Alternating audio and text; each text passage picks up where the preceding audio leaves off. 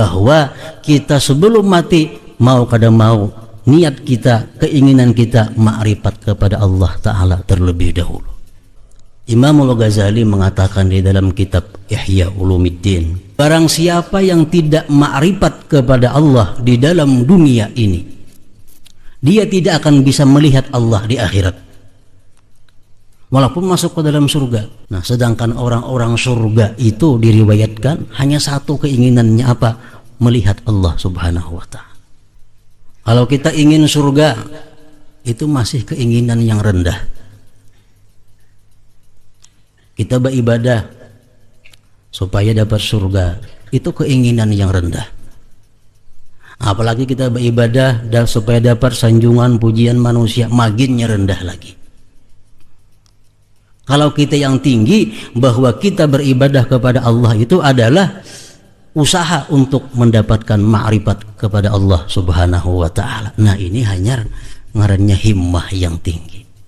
Bahwa orang yang ingin ma'rifat kepada Allah itu orang-orang yang mau memahami, mau mempelajari, mau menerapkan dalam dirinya 10 kedudukan, 10 makam.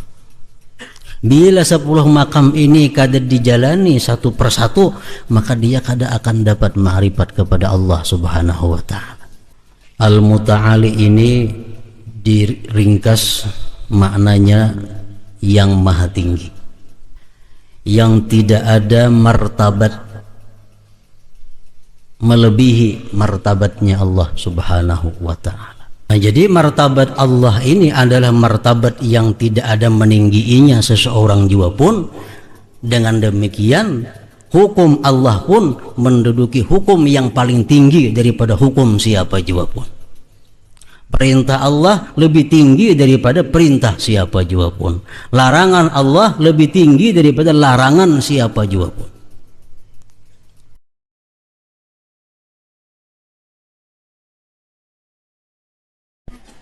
Bismillahirrahmanirrahim.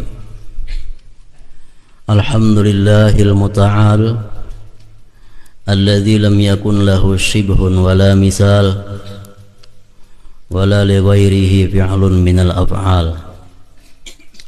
Asyhadu an la ilaha illallah dzul izzati wal jalal wa asyhadu anna Muhammadan abduhu wa rasuluhul munqidhu minadh dhalal.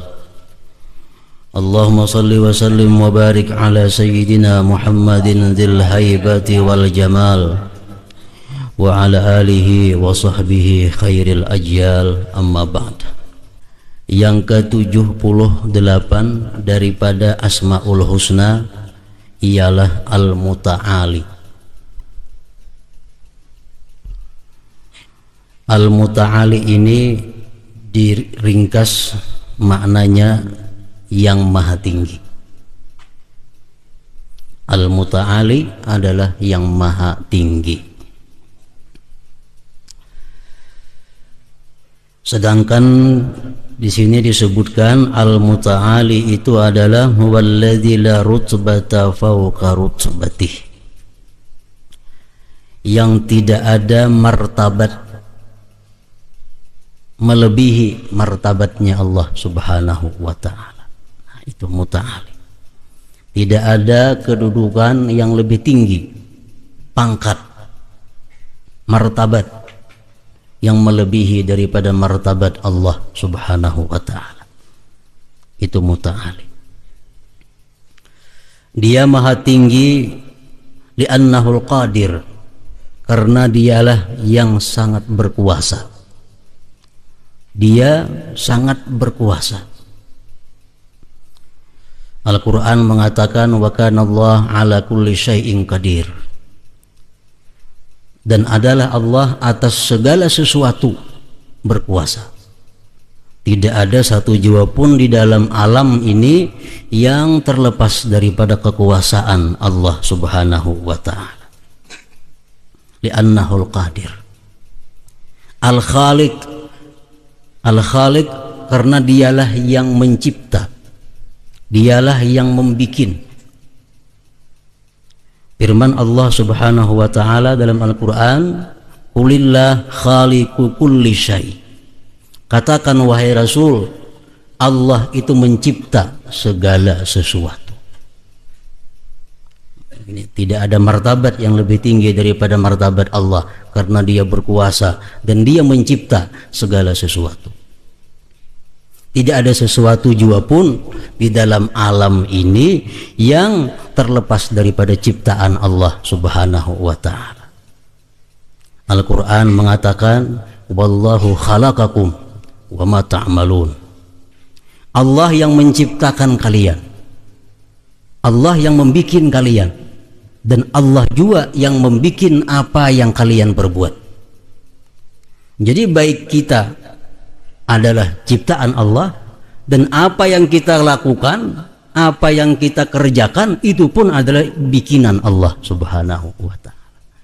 Demikian pendapat paham Ahlus Sunnah wal Jamaah, atau yang disebut biasanya dengan Asy'ariyah wal Maturidiyah, mengatakan bahwa Allah yang menciptakan kita, Allah juga yang menciptakan gerak-gerik kita ini. Nah, bersalahan dengan golongan Mu'tazilah. Mu'tazilah mengatakan, mazhab Mu'tazilah ini mengatakan bahwa Allah yang menciptakan kita manusia, manusia yang menciptakan perbuatannya sendiri. Nah, ini Mu'tazilah. Allah hanya menciptakan manusia, sedangkan manusia bisa menciptakan gerak-geriknya, manusia bisa menciptakan perbuatannya sendiri. Ini Mu'tazilah, jangan diikuti. Para muhibbin rahimakumullah, salah seorang ulama besar yang dulunya berpaham sunnah, dalam sejarah disebut Syekh Mahmud Az-Zamakhsyari. Beliau ini hidup pada tahun 1144 Masehi.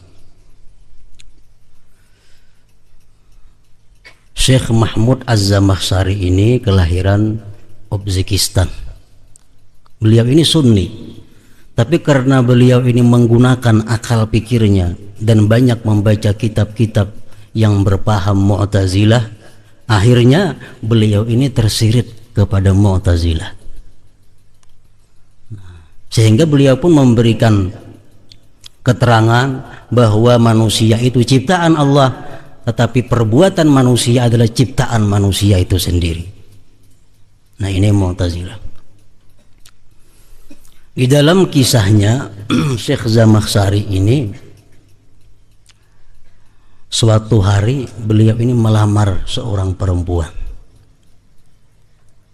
Kebetulan yang dilamar ini anak oleh salah seorang ulama besar Ahlus Sunnah wal Jamaah. Melamar. Jadi ujar si ulama Ahlus Sunnah wal Jamaah tadi, ikam melamar anakku, sedangkan ikam Mu'tazilah. Kami di sini adalah pengikut Ahlus Sunnah wal Jamaah. Tapi ini aku musyawaratkan dulu kepada anakku na ikam handaki itu dan keluargaku.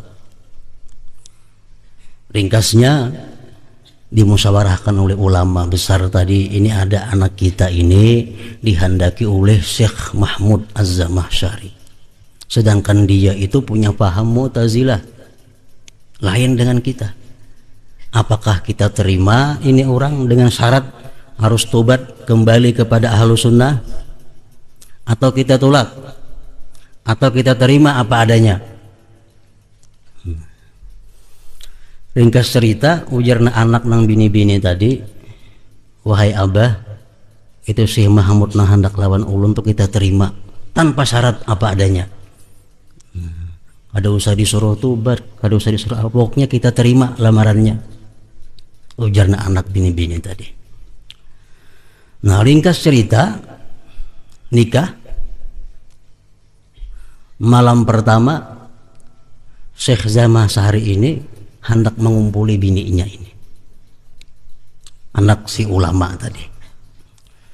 Ujar si bini-bini tadi, ulun hakun dikumpuli malam ini oleh pian, asal ulun minta malam ini 70 kali pian mengumpuli ulun. 70 kali ulun minta malam ini. Mencari Zaman Sari udah sanggup aku 70 kali. Udah sanggup 70 kali. Ujar si bini-bini tadi, maka ajar pian kan gerak-gerik itu pian seorang nama Allah, gak ada olahan Allah. Amun pian bujur kau mau ulah gerakan pian gerak. Ulun minta 70 kali. Akhirnya dengan dialog antara laki bini ini, pada saat itu Syekh Zamakhsyari ini tobat kembali kepada Allah Subhanahu wa taala dan kembali kepada pahamnya yang semula paham Ahlus Sunnah wal Jamaah. Nah, jadi Allah khaliq kulli syai'. Quran mengatakan demikian, bahwa Allah mencipta segala sesuatu, baik itu manusia ataupun apa yang dilakukan oleh manusia, kada lepas daripada ciptaan Allah Subhanahu wa taala. Ar-Razik, Allah yang memberikan rezeki manusia, makhluk yang lainnya pun. Al-Muhyil Mumit, Dia yang menghidupkan, Dia yang mematikan. Alladzi idza arada syai'an yaqulu lahu kun fayakun, yang mana bila Dia hendak sesuatu Dia mengatakan kun fayakun, maka terjadilah. Nah, ini satu martabat yang tidak bisa diduduki oleh selain Allah Subhanahu wa taala. Al-Muta'ali, Dia yang maha tinggi martabatnya. Nah, para muhibbin rahimakumullah, qala Allah Ta'ala alimul ghaibi wasyahadah al-kabirul muta'al. Di dalam Al-Quran Allah pun menyebutkan ada namanya Al-Muta'al ini, alimul ghaib wasyahadah, Dia maha mengetahui dengan hal-hal yang gaib dan hal-hal yang tampak. Dialah yang maha besar, Al-Muta'al, dan yang maha tinggi. Nah, jadi martabat Allah ini adalah martabat yang tidak ada meninggiinya seseorang jua pun.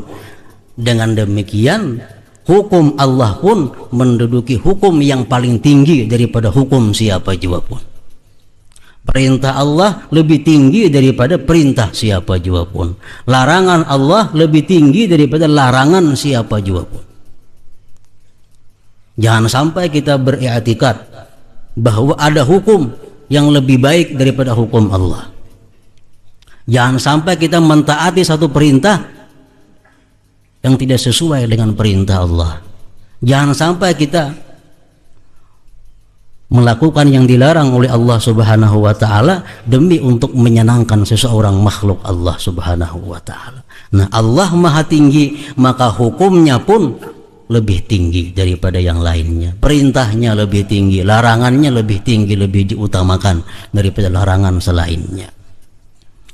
Para muhibbin rahimakumullah,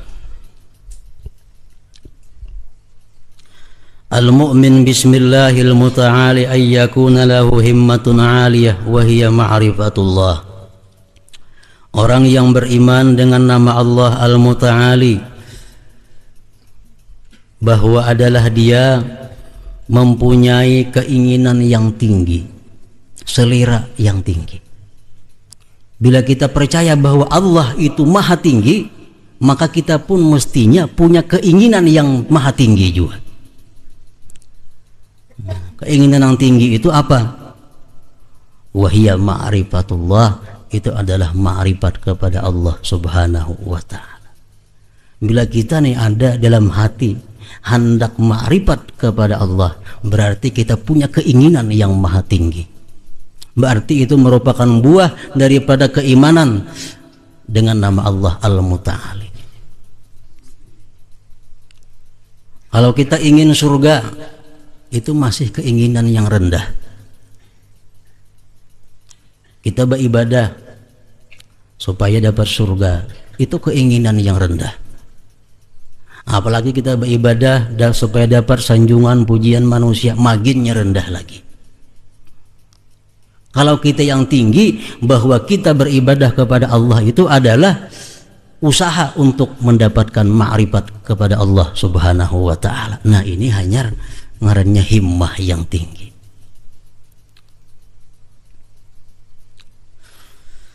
Para muhibbin rahimakumullah, Imam Al-Ghazali mengatakan di dalam kitab Ihya Ulumuddin, Wa kullu man lam ya'rifillah fid dunya lam yarallah fil akhirah. Barang siapa yang tidak ma'rifat kepada Allah di dalam dunia ini, dia tidak akan bisa melihat Allah di akhirat, walaupun masuk ke dalam surga. Karena syafaat Nabi, karena syafaat para aulia, syafaat para ulama, masuk ke surga. Tapi orang ini dalam dunia kadang ma'rifat kepada Allah, maka dia di surga kadang akan bisa melihat Allah subhanahu wa ta'ala. Wa kullu man lam ya'rifillah fid dunya fala yarallah fil akhirah. Wa kullu man lam yajid lazzatal ma'rifah fid dunya fala yajidu lazzatan nazar fil akhirah. Orang yang di dalam dunia tidak sempat merasai lezatnya ma'rifat kepada Allah, maka di akhirat pun dia nantinya kada akan mendapati lezatnya memandang zat Allah subhanahu wa ta'ala. Nah, sedangkan orang-orang surga itu diriwayatkan hanya satu keinginannya, apa? Melihat Allah subhanahu wa ta'ala. Kayak apapun orang surga itu menikmati hidangan yang disediakan Allah, kayak apapun orang surga itu menikmati kebahagiaan yang diberikan Allah. Begitu Allah bertajalli, mereka melihat kepada zat Allah, semua kenikmatan itu hilang. Kenapa? Karena mendapat kenikmatan yang lebih tinggi, yaitu melihat Allah subhanahu wa ta'ala. Nah, orang yang dalam dunia ini kadang mengenal Allah, di akhirat kadang akan bisa melihat Allah subhanahu wa ta'ala. Nah, makanya itu kita mesti ada punya keinginan yang tinggi. Yang tinggi itu apa? Ma'rifatullah. Kita ingin masuk surga, itu masih keinginan yang rendah. Kita ingin mati husnul khatimah, itu masih keinginan yang rendah. Kita supaya selamat daripada neraka, itu keinginan yang rendah. Tapi kalau kita punya himmah, punya keinginan hendak ma'rifat kepada Allah, nah ini hanya disebut keinginan yang tinggi, himmatul aliyah. Para muhibbin rahimakumullah, Ujar Imam Ghazali mengatakan, orang-orang yang punya keinginan hendak ma'rifat kepada Allah, itulah orang-orang yang disebut jantan. Artinya laki-laki yang jantan. Karena hanya laki-laki yang jantan itulah yang ada minat hendak kawin. Orang yang kada punya keinginan untuk mengenal Allah dalam dunia, itu laki-laki yang impoten. Orang impoten kada ada kepingin hendak kawin, kada ada. Paling makan makanan yang nyamannya pikirakannya. Untuk kawin tuh kada ada.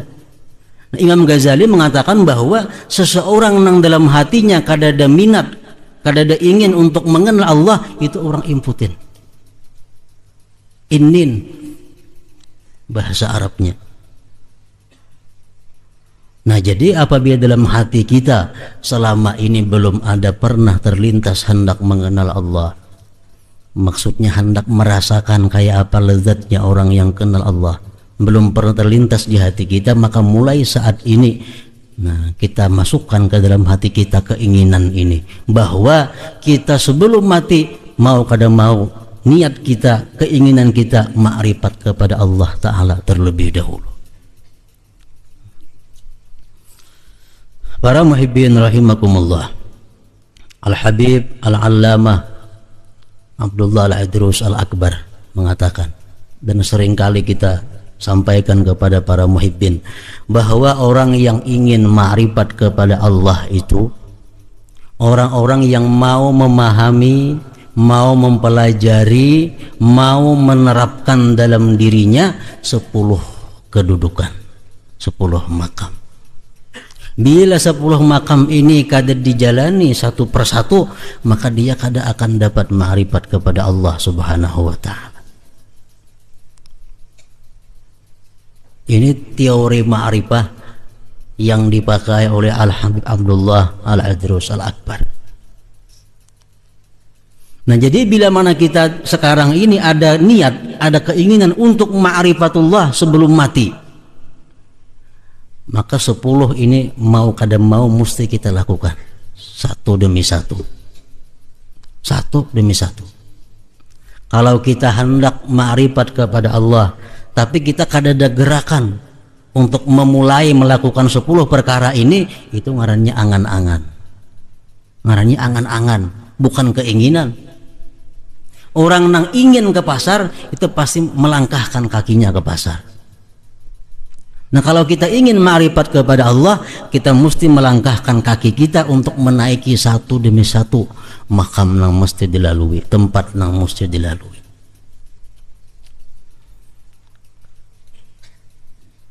Oleh beliau disebutkan yang pertama yang mesti kita lalui, tobat. Ini pokok dasar. Bangunan ibadah nang kada dimulai dengan tobat seperti kita membangun bangunan di tengah laut atau di atas lumpur.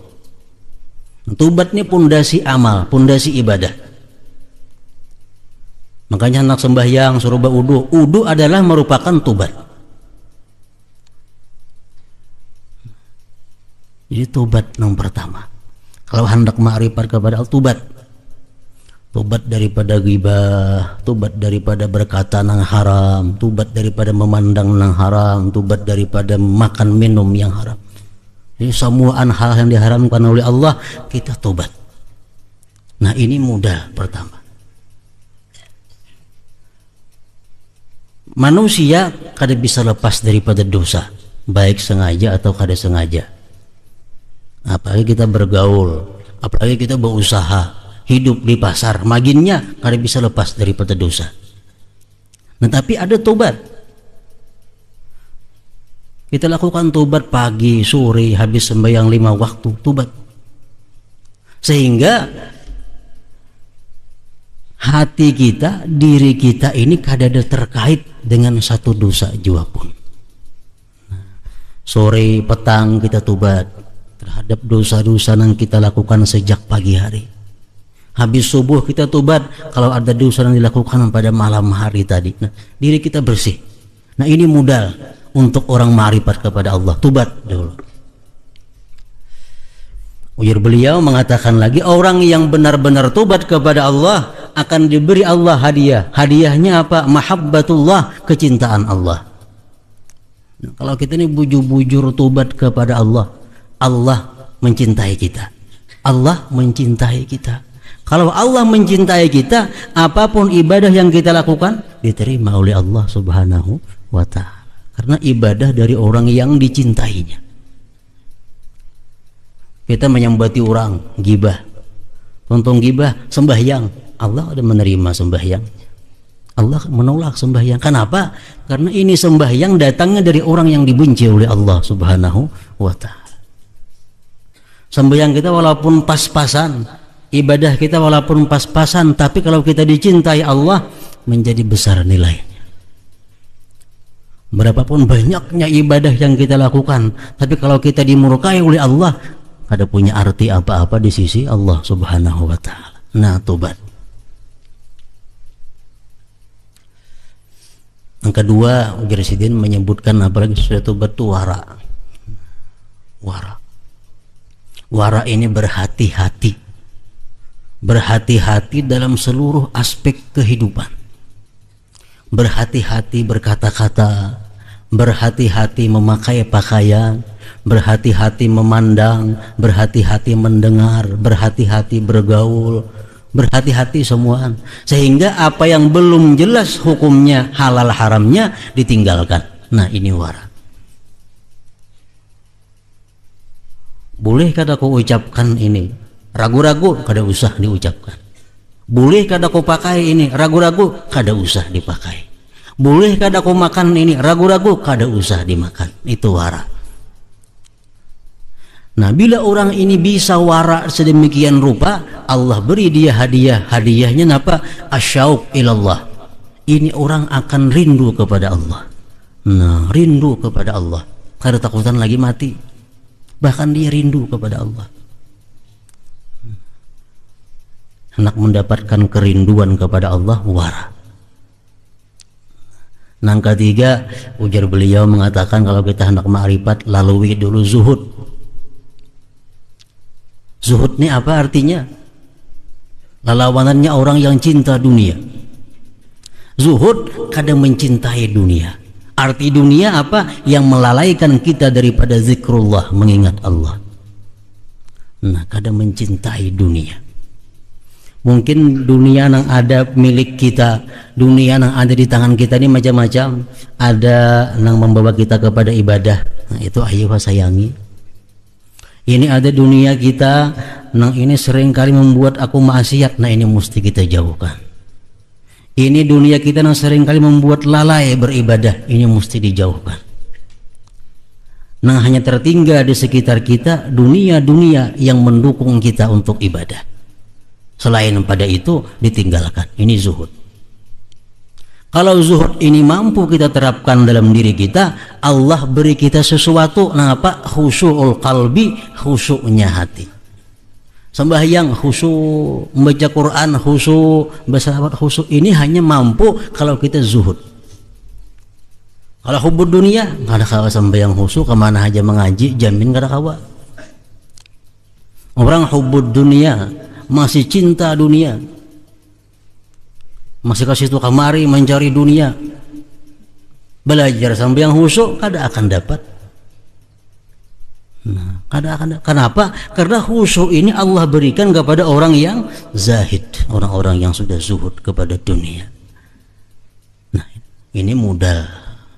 Jadi amun kita hendak marifat kepada Allah, bagaimana tentang kebutingan dilalui. Sebuting kita lalui, 2 buting kita lalui, umur sudah tua, mati ingat duaannya. Nah, dihukumkan marifah sudah kepada Allah Subhanahu wa ta'ala. Jadi kalau ada ruginya, mulai tobat, wara, zuhud. Yang ketiga sabar, yang keempat sabar. Sabar menghadapi cobaan hidup yang datangnya langsung dari Allah, penyakit umpamanya. Sabar mengenai gangguan-gangguan atau hal-hal yang kada nyaman dari tetangga, daripada makhluk Allah. Sabar. Sabar dalam menghadapi kesulitan-kesulitan ekonomi. Sabar. Sabar dalam menghadapi susahnya anak buah diatur. Sabar. Nah, kalau kita diberi Allah, kalau kita sudah mantap di dalam kesabaran ini, Allah berikan kita al-unsu billah. Kita merasa jinak dengan Allah, merasa jinak. Apapun musibah yang menimpa dirinya, dia sembunyikan, hanya dia dan Allah yang maha tahu. Dia kadang melaporkan musibah yang ada pada dirinya hanya kepada Allah. Nah, ini sabar. Kawa kadang mencurahkan isi hati kepada manusia. Kawa, ini hati ini sakit, tapi dicurahkan hanya kepada Allah. Ini sabar ngarannya. Melakukan situ kemarin dikisahkan sudah kada sabar lagi itu. Nah, sabar. Kita sabar terus menerus, kita akan jinak dengan Allah. Kita akan senang dengan zikrullah, zikir kepada Allah. Nah, yang kelima, fakir. Mesti fakir. Kita mesti berhajat hanya kepada Allah. Kepada selain Allah kada perlu. Ini hati kita. Harapanku apapun, aku hanya berhajat satu kepada Allah. Selain pada Allah, aku kada memerlukan siapa jua pun kecuali orang-orang yang disuruh Allah. Aku hanya berhajat kepada Allah, lain pada Allah kada. Nah, kalau kita kawa demikian, kita diberi Allah al-qurbu, kedekatan dengan Allah. Nah, dekat dengan Allah. Kalau sudah kita bisa berhajat hanya kepada Allah. Macam kekanakan nang halus masih 1 tahun, dia hanya berhajat kepada ibunya. Nah, macam itu kita kepada Allah. Kita hanya berhajat kepada Allah. Kekanakan halus yang sedikit mama, mamanya kada mau ninggalkan jauh. Mamanya kadang mau ninggalkan jauh. Kenapa? Mencari mama kita nih. Nah, kayak itu juga orang yang dekat, yang pakir kepada Allah, hajatnya hanya kepada Allah, Allah kada akan meninggalkannya. Allah kada akan. Nah, al-qurbu, dekat dengan Allah. Yang keenam, syukur. syukur. Ini mesti dilalui, syukur nikmat-nikmat yang diberikan Allah. Artinya apa? Tidak ada satu nikmat jua pun yang diberikan Allah kepadaku ku gunakan dalam hal maksiat. Ini syukur warnanya. Baik pakaian, baik kesehatan, baik kekuatan, baik penglihatan, pendengaran, keuangan, semuaan kadada pernah kugunakan untuk maksiat kepada Allah. Ini syukur. Orang nang bujur-bujur syukur ini diberi Allah nantinya haya, malu dengan Allah. Nah, malu lawan Allah. Ini kalau sudah kita bisa syukur kepada Allah, hanya diberinya malu itu. Malu kepada Allah. Yang ketujuh khauf. Nah, khauf takut. Ini takutnya hanya kepada Allah. Takut kepada Allah. Apapun nang dilarang Allah, ini kedua ini. Walaupun menguntungkan, walaupun menyenangkan, tapi Allah melarang, ini kedua ini lawan Tuhan, takut. Nah, kalau takut ini kita kawa menerapkan dalam diri kita, kita diberi Allah as-syukur. Sin puang, lain sin gana syukur, as-syukur. As-syukur ini apa? Semacam mabuk. Nah, kalau kita membaca ayat-ayat Tuhan yang berkisah tentang neraka, kita bergetar, menangis. Nah, ini tanda diberi Allah as-syukur. Melihat orang-orang yang maksiat, nah bergetar awaknya, menangis, takutan. Ini as-syukur. Mendengar kisah-kisah tentang neraka, kisah-kisah azab Allah, dia bergetar, menangis. Nah, ini as-syukur. Itu diberikan Allah kepada kita kalau sudah kita bisa menerapkan takut yang benar-benar kepada Allah. Yang kedelapan, raja, mengharap. Hanya mengharapkan rahmat Allah. Kadang mengharapkan disayangi si fulan, kadang mengharapkan dicintai si fulan, kadang mengharapkan diberi si fulan. Yang ini harapkan hanya adalah dari Allah. Nah, ini kalau sudah kita kau menerapkan demikian, kita diberi Allah al-wuslah. Nah, hubungan. Kada bisa berpisah lagi dengan Allah. Nah, al-wuslah. Para muhibbin rahimakumullah, kemudian ujar beliau, hanyar nang kedelapan, tawakal. Mau kada mau orang hendak mengenal Allah, mesti jalan tawakal dulu juga tariwati. Tawakal, berserah diri kepada Allah dalam segala urusan-urusan duniawi. Kalau sudah kita bujur-bujur dalam pandangan Allah, kita ini orang yang bertawakal kepadanya, kita diberi Allah fana. Nah, apa arti fana? Kita kadang melihat lagi sesuatu selain daripada Allah subhanahu wa ta'ala. Karena kejadian kita hanya melihat Allah.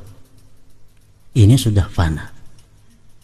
Ke-10, ridha. Apapun yang diberikan Allah kepadanya, kada pernah sakit hati. Apapun yang Allah berikan kepadanya, diterima dengan lapang dada. Ridha dengan apa yang ditentukan oleh Allah. Kalau kau menerapkan ini, Allah beri dia yang paling tinggi adalah baka. Arti baka apa? Dia melihat sesuatu kada terlepas daripada Allah subhanahu wa ta'ala. Ma'rifat saudaranya lawan Tuhan itu. Nah, kalau sudah kita bisa demikian, kita mati, kita di akhirat pasti akan melihat Allah subhanahu wa ta'ala. Ini modal dalam dunia. Malam yajidil ma'rifah fid dunya lam yarahu fil akhirah. Dalam dunia tidak ma'rifat kepada Allah, di surga kada akan bisa melihat Allah azza wa jalla. Demikian perkataan Al-Imam Al-Ghazali rahimahullah. Para muhibbin rahimakumullah. Jadi kalau kita beriman kepada Allah Al-Muta'ali yang maha tinggi, kita mesti punya keinginan yang tinggi, mesti ma'rifat kepada Allah. Itu yang pertama. Yang kedua, buah daripada keimanan kita kepada Al-Muta'ali itu adalah wa ayyakuna lahu indallah rutbatun aliyah, bahwa jadilah kita ini di sisi Allah punya martabat yang tinggi. Allah punya martabat yang tinggi, kita pun kita usahakan diri kita di sisi Allah punya martabat yang tinggi. Martabat yang tinggi di sisi Allah itu macam apa? Wa dzalika bi ayyakuna salihan wa sababan li salahil ibad, bahwa dia orang yang saleh dan menjadi sebab bagi salehnya orang-orang yang lain. Nah, ini orang yang tinggi di sisi Allah. Nabi lawan Rasul, mana tingginya martabat? Tinggi Rasul. Kenapa? Karena Rasulnya di samping mengamalkan juga menyampaikan. Nabi kada, Nabi mengamalkan aja. Nah, martabat yang tinggi itu kita miliki di sisi Allah kalau kita sudah menjadi orang saleh dan kita membawa orang lain menjadi saleh. Anak kita jadi orang saleh, bini kita jadi orang saleh, kawan kita jadi orang saleh, pembantu kita jadi orang saleh karena kita mengajak mereka kepada yang saleh. Nah, kalau demikian kita punya kedudukan yang tinggi di sisi Allah Subhanahu wa taala. Para muhibbin rahimakumullah, Rasulullah bersabda, "Man sanna sunnatan hasanah umila biha ba'dahu kana lahu ajruhu wa mislu ujurihim min ghairi ay yanqusa min ujurihim syai'a wa man sanna sunnatan sayyi'ah fa umila biha ba'da kana alaihi wizruha wa wisru auzarihim min ghairi ay yanqusa min auzarihim syai'." Orang yang membuat sesuatu yang baik kemudian diikuti oleh orang, dia dapat pahala dan dapat pahala sebanyak orang-orang yang mengikutinya. Ada betah kada tinggi martabat kita, mana pahala kita, nama nenggiakan pengikut kita itu beribu misalnya yang mengikuti kita, yang baik ini. Nah, maka itu tinggi martabat di sisi Allah. Orang yang paling rendah martabat di sisi Allah siapa? Orang yang jahat dan mengajak orang lain kepada kejahatan. Kenapa? Di samping dosanya seorang nang mahantak inya, dosa nang lain-lainnya umpat jiwa mahantak inya. Para muhibbin rahimakumullah, makanya orang paling tinggi martabat di sisi Allah siapa? Rasulullah, Nabi kita. Kenapa? Sebabnya Nabi kita paling banyak mengajak orang ke jalan Allah. Sampai hari kiamat ada makhluk Allah yang sembahyang, Nabi dapat pahalanya. 1 juta yang sembahyang, seitulah Nabi kita dapat pahalanya. Kenapa? Karena beliau yang bikin sunnah demikian. Nah, demikian pula kita, berapa banyak kita ajak orang kepada kebaikan, meninggikan derajat kita sebanyak itu. Abu Bakar Siddiq, beliau yang punya inisiatif untuk mengumpul Al-Quran, memerintahkan kepada Zaid bin Sabit agar Quran dihimpunkan Quran. Nah, setiap orang baca Quran, Abu Bakar dapat. Umar bin Khattab mensunnahkan salat tarawih berjamaah. Setiap orang salat tarawih berjamaah, Umar dapat securit. Sayyidina Utsman mensunnahkan azan 2 kali hari Jumat karena banyaknya umat Islam perlu azan 2 kali agar mereka tahu. Nah, setiap orang azan 2 kali, Utsman dapat securit. Sayyidina Ali, orang yang pertama-tama mengajarkan ilmu nahu. Setiap orang yang baca kitab karena nahu, Sayyidina Ali dapat pahalanya. Ini sunnah yang hasanah, yang baik. Jangan nang kayak Kabil. Kabil mengajarkan kepada manusia membunuh seseorang. Sampai hari kiamat bila ada pembunuhan, Kabil dapat securit. Ini paling rendah derajat. Di samping dosa seorang yang merendahkan, ditambah lagi dosa-dosa yang lainnya. Nah, para muhibbin rahimakumullah, kemudian yang selanjutnya 79 yaitu Asmaul Husna Al-Bar.